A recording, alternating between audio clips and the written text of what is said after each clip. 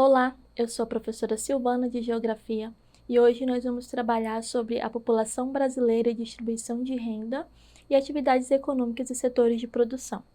Bom, para iniciar é necessário a gente relembrar algumas características da população brasileira. Primeiro que a gente entende que a população brasileira é uma mistura de diversos povos. Então nós temos uma população com característica de miscigenação, por conta dessa mistura. Outra característica é que nós temos um país populoso, porém pouco povoado. Quando nós medimos a quantidade de pessoas dentro do nosso território, nós entendemos que é uma grande população, porém, quando a gente vai fazer a distribuição no nosso território, a gente entende que nós temos um grande território de extensão territorial. Então, isso acaba tornando o nosso país pouco povoado. E o que seria essa distribuição de renda?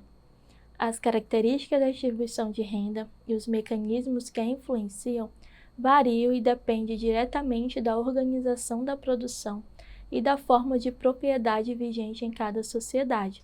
Portanto, a distribuição decorre do próprio processo produtivo e está relacionada com a divisão social do trabalho, ou seja, com a forma com que se encontram distribuídos juros, lucros, rendas, salários e a propriedade dos fatores de produção. Na imagem, vocês podem observar o seguinte: o pão ele vai representar a renda e as formiguinhas vão representar a população brasileira. Observe que 50% de toda a renda do Brasil está distribuída apenas em 10%. E a maioria da população brasileira, metade da população brasileira, 50%, está com 10% dessa renda. Então, nós podemos concluir que o Brasil é um país que tem uma desigualdade na distribuição de renda muito grande. E isso acontece desde o início da formação da população brasileira. E essa distribuição desigual de renda, ela vai acarretar diversos fatores negativos dentro do nosso território. A gente vai perceber que todos os países que têm uma distribuição de renda desigual vai ser um país que vai ter um índice de criminalidade alto, um índice da educação baixo. Então, tudo isso vai ocasionar uma série de fatores negativos. Medindo a distribuição de renda. Então, existem várias maneiras de se medir e analisar a distribuição de renda. Uma das medidas mais conhecidas é o coeficiente de Gini, que varia de 0 a 1.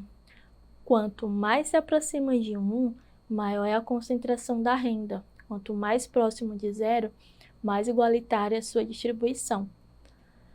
Outra conhecida ferramenta estatística é a curva de Lorenz. Trata-se de uma representação gráfica da razão entre a população e o total da renda, que recebe o nome do seu criador.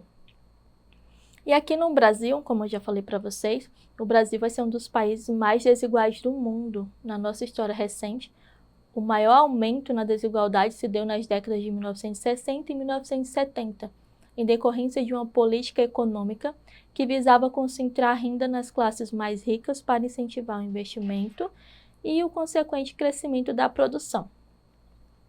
A ideia era crescer o bolo para depois reparti-lo. Para atingir tais objetivos, o governo militar reduziu os salários reais e reprimiu a organização dos trabalhadores. E aí, dentro da questão da distribuição de renda, a gente vai entender que nós vamos ter os setores da economia. O que seriam esses setores da economia? Esses setores da economia eles estão divididos em 3, que são os setores primário, o secundário e o terciário. E de que forma a população está distribuída dentro desses setores?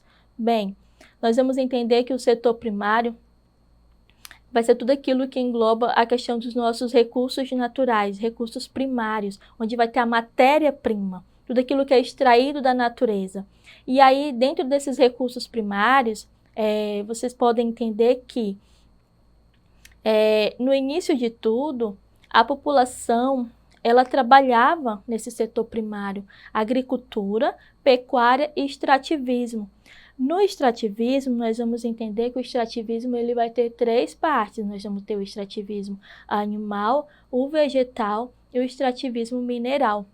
Quando nós falamos do setor primário, o Brasil ele é líder de exportação de diversos produtos. A soja é um deles, o milho. E quando nós falamos de extrativismo, o mineral, por exemplo, o Brasil também é um dos líderes da exportação de minério de ferro. Então, o Brasil ele tem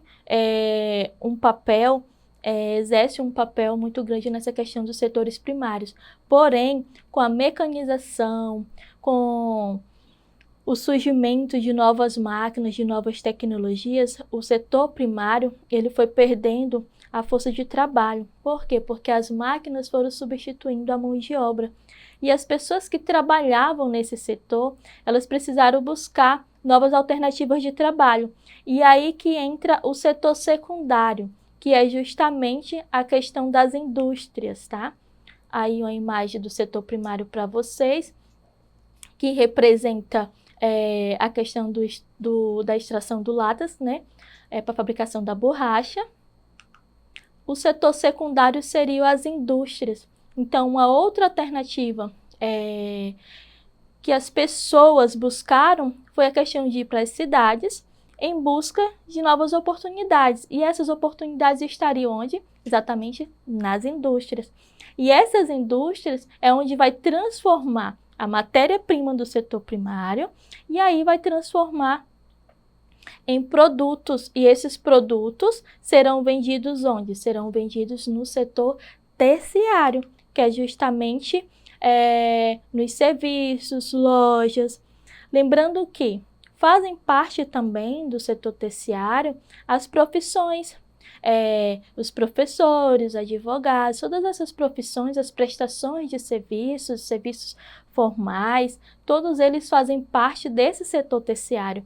Hoje, a população brasileira, a sua maioria está inserida dentro do setor terciário, que são os serviços públicos. Então, de início, o setor primário era onde tinha uma grande quantidade de mão de obra e com o passar do tempo, o setor secundário e terciário foi atraindo essas pessoas por conta da necessidade maior de mão de obra. Então, nós podemos dizer que hoje a população, mesmo tendo uma distribuição de renda muito desigual, como é o caso do Brasil, mas a população está inserida, a sua maioria, dentro do setor terciário. E aí vamos agora para algumas perguntas sobre a nossa aula de hoje. A primeira: é o conjunto de atividades econômicas responsável por extrair ou produzir as matérias-primas sobre o meio natural. No Brasil, é uma das atividades que menos oferece empregos, mas é uma das que possui maiores rendimentos. Essa questão a gente acabou de citar, e aí a nossa resposta certa só pode ser qual? A do setor primário, justamente porque a única alternativa que apresenta exatamente essa característica, o setor primário. Ele não vai ter tanta mão de obra, porém vai ser a que vai possuir os maiores rendimentos, justamente por conta da grande exportação de produtos primários que o Brasil possui. E aí a nossa segunda questão. Embora a agropecuária seja o princípio uma atividade econômica ligada ao setor primário, atualmente, em virtude do desenvolvimento técnico-científico e informacional ocorrido no campo, muitas das atividades se encaixam nos setores secundário e terciário, como é o caso das agroindústrias, das fazendas modernas de gado leiteiro, entre outras. Um dos fatores históricos sociais que contribuíram para a expansão da agropecuária nos setores secundários e terciários foi a. O processo de divisão de terras no início do século XX, b. A expansão da economia cafeeira no final do século XIX, c. A implantação da Revolução Verde na segunda metade do século XX, d. As transformações no cenário político nacional no início do século XXI, e. A realização da reforma agrária brasileira ao longo das 3 últimas décadas. Então, Dentro das nossas alternativas, a única que pode estar correta é a alternativa C, exatamente porque a agropecuária no Brasil encontra-se cada vez mais mecanizada em seu processo produtivo. Uma das consequências da implantação de melhorias tecnológicas no campo, realizada por aquilo que se convencionou chamar por Revolução Verde e que se consolidou no Brasil a partir da segunda metade do século XX. Então, pessoal, lembre-se que mesmo que a nossa população ela seja uma população que recebe, que faz parte dessa distribuição de renda tão desigual, mas temos que entender que nós estamos inseridos dentro desses setores de economia. Todos esses setores são importantes, porém, é necessário que o governo, nossas autoridades, criem políticas para que essa desigualdade ela não aumente, mas que as pessoas possam ter oportunidades. Então, essas políticas que devem ser criadas são políticas para que os nossos jovens eles possam ter oportunidades desde agora. Por quê? Porque se a nossa população economicamente ativa que nós temos hoje, ela não está inserida totalmente dentro do mercado de trabalho, mais na frente nós podemos ter consequências piores. Por quê, professora? Porque nós fazemos parte de um país que está envelhecendo, como nós trabalhamos já nas aulas anteriores. Então, nosso país não é mais um país jovem e tudo isso traz consequências para o nosso desenvolvimento econômico. Então, todo o desenvolvimento econômico do nosso país depende unicamente desses setores de produção. Espero que vocês tenham gostado da nossa aula de hoje.